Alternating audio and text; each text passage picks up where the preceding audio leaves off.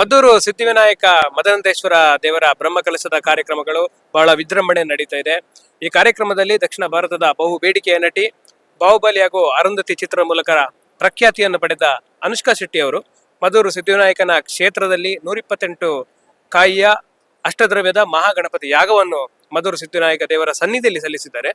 ಅನುಷ್ಕಾ ಶೆಟ್ಟಿ ಅವರು ಮದ್ದೂರಿಗೆ ಬರದಿದ್ರು, ಅವರ ಪರವಾಗಿ ರವಿನಾರಾಯಣ ಗುಣಾಜಿ ಅವರು ಹೋಮದ ಸಂಕಲ್ಪ ಕಾರ್ಯಗಳಲ್ಲಿ ಭಾಗವಹಿಸಿ ಆ ಪ್ರಸಾದವನ್ನು ಅನುಷ್ಕಾ ಶೆಟ್ಟಿ ಅವರಿಗೆ ತಲುಪಿಸುವ ಕಾರ್ಯವನ್ನು ಕೂಡ ಮಾಡಿದ್ದಾರೆ. ನಮಸ್ಕಾರ ರವಿನಾರಾಯಣ ಅವರೇ. ಹೇಳಿ, ಅನುಷ್ಕಾ ಶೆಟ್ಟಿ ಅವರ ಪರವಾಗಿ ಶ್ರೀ ಕ್ಷೇತ್ರದಲ್ಲಿ 128 ಕಾಯಿಯ ಒಂದು ಮಹಾಗಣಪತಿ ಹವನವನ್ನು ನಡೆಯಿತು, ಅದರ ಬಗ್ಗೆ ಹೇಳೋದು. ನಿಮಗೆಲ್ರಿಗೂ ಗೊತ್ತಿರುವ ಹಾಗೆ ದಕ್ಷಿಣ ಭಾರತದ ಖ್ಯಾತ ತಾರೆ ಅನುಷ್ಕಾ ಶೆಟ್ಟಿ ಅವರ ಸಹೋದರ ಗುಣರಂಜನ್ ಶೆಟ್ಟಿ ಅವರು ನಮಗೆ ಕಳೆದ 12 ವರ್ಷಗಳಿಂದ ತುಂಬ ಆತ್ಮೀಯರು.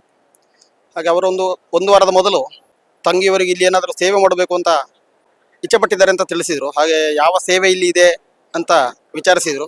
ಹಾಗೆ ನಾವಿಲ್ಲಿ ಆಡಳಿತ ಸಮಿತಿಯವರಲ್ಲಿ ಮಾತನಾಡಿ ಈ ಮದ್ದೂರು ಶ್ರೀ ಮದನಂತೇಶ್ವರ ಸಿದ್ಧಿವಿನಾಯಕ ದೇವರ ಅಷ್ಟಬಂಧ ಬ್ರಹ್ಮಕಲಶೋತ್ಸವ ಮತ್ತು ಮೂಡಪ್ಪ ಸೇವೆಯ ಈ ಸಂದರ್ಭದಲ್ಲಿ ಕೊನೆಯ 5 ದಿನಗಳು ನಿತ್ಯವೂ 128 ಕಾಯಿ ಅಷ್ಟದ್ರವ್ಯ ಮಹಾಗಣಪತಿ ಯಾಗ ನಡೆಯಲಿಕ್ಕೆ ಇದೆ. ಅದರ ಸೇವೆಯನ್ನು ಮಾಡಬಹುದು ಅಂತ ಆಡಳಿತ ಸಮಿತಿಯವರು ಸೂಚಿಸಿದರು. ಆ ಪ್ರಯುಕ್ತ ಅನುಷ್ಕಾ ಶೆಟ್ಟಿ ಅವರಿಗೆ ಇದನ್ನು ತಿಳಿಸಿ ಅವರು ಕೂಡಲೇ ಅದಕ್ಕೆ ತಗಲುವ ವೆಚ್ಚವನ್ನು ದೇವಸ್ಥಾನದಕ್ಕೆ ಸಲ್ಲಿಸಿದರು.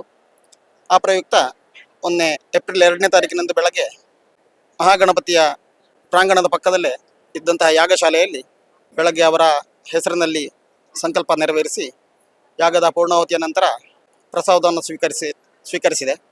ಹಾಗೆ ಅದನ್ನು ಆ ದಿನವೇ ಬೆಂಗಳೂರಿಗೆ ತೆರಳುವಂತಹ ಒಬ್ಬರು ಭಕ್ತರ ಮೂಲಕ ಅವರ ಕುಟುಂಬಕ್ಕೆ ತಲುಪಿಸಿದ್ದೇವೆ.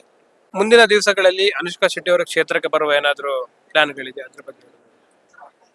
ಈ ಕರಾವಳಿ ಮೂಲದೇವರಾದವರು ಮುಂದಿನ ದಿನಗಳಲ್ಲಿ ಖಂಡಿತವಾಗಿಯೂ ಶ್ರೀ ಮದ್ದೂರು ಕ್ಷೇತ್ರಕ್ಕೆ ಆಗಮಿಸಿ ದೇವರ ದರ್ಶನ ಪಡಿತೇನೆ ಅಂತ ತಿಳಿಸಿದ್ದಾರೆ. ಧನ್ಯವಾದಗಳು ರವಿನಾರಾಯಣ ಗುಣಾಜಿ ಅವರೇ. ಅನುಷ್ಕಾ ಶೆಟ್ಟಿ ಅವರು ಮದ್ದೂರು ಕ್ಷೇತ್ರದ ಮೇಲೆ ವಿಶೇಷ ಭಕ್ತಿಯನ್ನಿಟ್ಟು ಶ್ರೀ ದೇವರಿಗೆ 128 ಕಾಯಿಯ ಒಂದು ಮಹಾಗಣಪತಿ ಯಾಗವನ್ನು ಸಲ್ಲಿಸಿದ್ದಾರೆ. ಇದು ಅವರ ಒಂದು ಭಕ್ತಿಯನ್ನು ಸೂಚಿಸುತ್ತದೆ. ಕರಾವಳಿ ಮೂಲದವರ ಆಗಿದ್ದರಿಂದ ಅವರು ದೇವರ ಮೇಲೆ ಎಷ್ಟು ಭಕ್ತಿಯನ್ನು ಹೊಂದಿದ್ದಾರೆ ಅಂತ ಅವರಿಗೆ ಹಾಗೂ ಎಲ್ಲ ಮದ್ದೂರಿನ ಭಕ್ತರಿಗೆ ಶ್ರೀದೇವರು ಒಳ್ಳೆಯದನ್ನು ಮಾಡಲಿ ಎಂದು ಹಾರೈಸುತ್ತಾ ನಮ್ಮ ಜೊತೆ ಮಾತಾಡೋದಕ್ಕೆ ತುಂಬಾ ಧನ್ಯವಾದಗಳು. Thank you. ಧನ್ಯವಾದಗಳು.